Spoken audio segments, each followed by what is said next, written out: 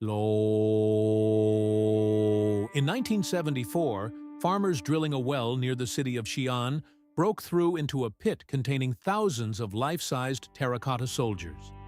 The discovery stunned the world, but archaeologists quickly realized something even more extraordinary. Those warriors were not the tomb. They were just the outer guard.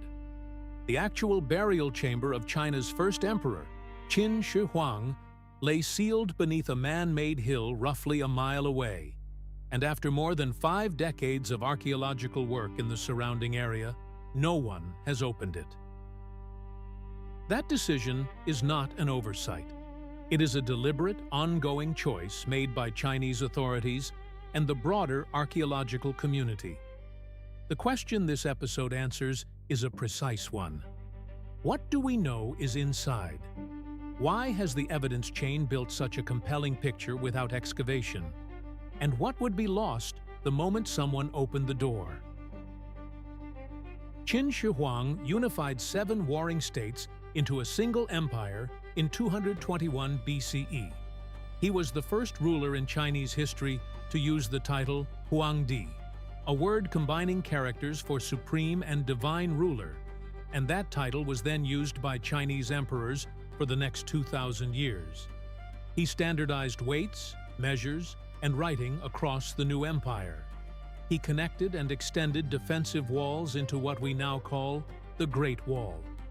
He built a road network spanning thousands of miles.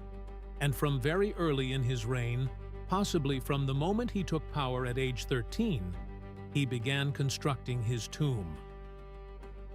Ancient Chinese historical records, particularly the account written by the historian Sima Qian, roughly a century after the emperor's death, describe the mausoleum complex in striking detail.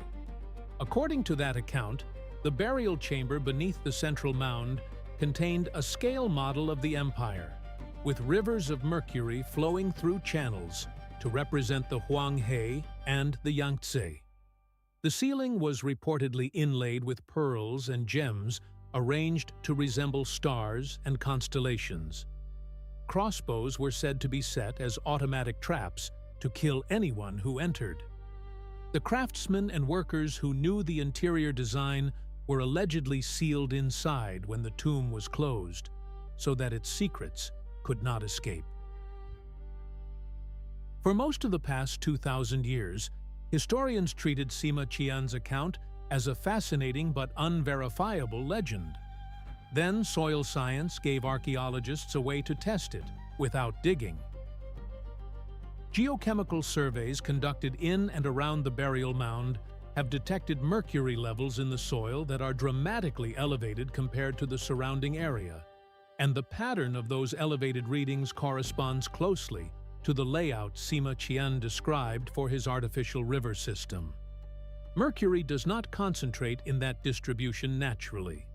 The readings are consistent with large quantities of liquid mercury having been stored underground in channels for more than 2,000 years.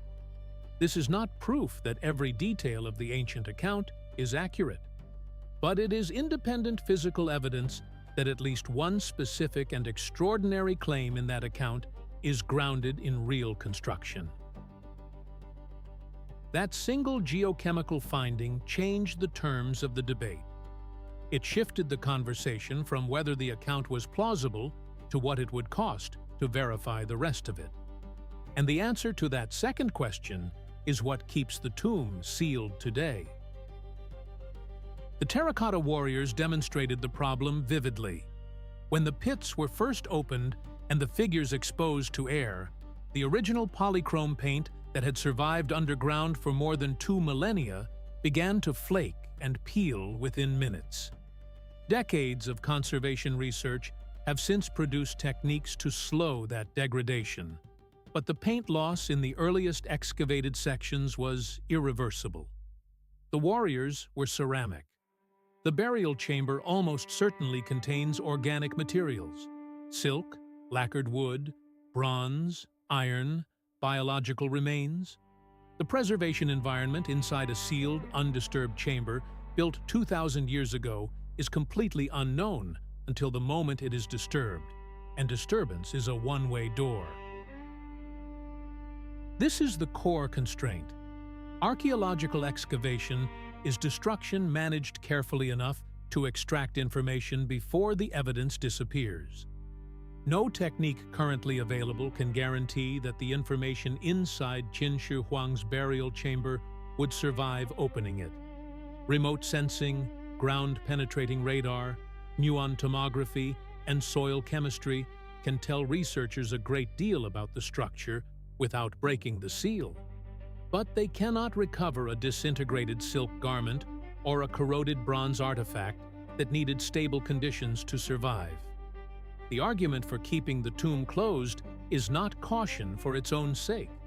It is a specific calculation. The information that might be lost by opening the chamber prematurely is likely greater than the information that would be gained. Chinese authorities have formally committed to this position. The official policy is that the main burial mound will not be excavated until preservation technology advances to a point where the chamber's contents can be protected in the moments after exposure. That threshold has not been defined with precision, and there is reasonable disagreement among archaeologists about what it would actually require. Some researchers argue that passive remote sensing will eventually map the interior well enough to make selective, targeted access viable. Others contend that any method capable of penetrating the chamber roof risks compromising the very conditions that have preserved the contents. There is also a layer of meaning that geochemical surveys cannot measure. If the ancient sources are even partially accurate, the burial chamber was designed as a model of the cosmos, with the emperor positioned at its center as both ruler and immortal. The crossbow traps described by Sima Qian, whether or not they are still functional after 2 millennia, were not simply security measures. They expressed a worldview in which the tomb was a complete, self-contained universe, and its integrity was inseparable from its meaning. Opening it transforms a sealed world into an excavation site. That transformation cannot be undone. What we are left with is a site that has fundamentally changed our understanding of the Qin dynasty and of ancient Chinese engineering, without yielding its central chamber. The outer pits alone contained more than 8,000 terracotta figures, each with individual facial features, organized into military formations with bronze weapons still sharp enough to cut after being buried for 2,000 years. The scale of the mausoleum complex, covering roughly 56 square kilometers of protected land, suggests a construction project that mobilized hundreds of thousands of workers over decades. The mercury anomaly confirmed that at least some of what the ancient sources described was physically real, and every survey technique applied to the burial mound has deepened the picture of what is likely inside, without requiring anyone to open a door that cannot be closed again. The lesson the tomb teaches is not about ancient grandeur or imperial ambition, though it contains both. The lesson is about the asymmetry between evidence and access. The geochemical surveys, the remote sensing, the conservation failures in the outer pits, the ancient textual accounts tested against physical reality. Together, they built an evidence chain that is more trustworthy than a rushed excavation would have been. Every year, the chamber stays sealed. The tools available to eventually open it improve. Every year, it stays sealed. The argument for opening it with current technology weakens.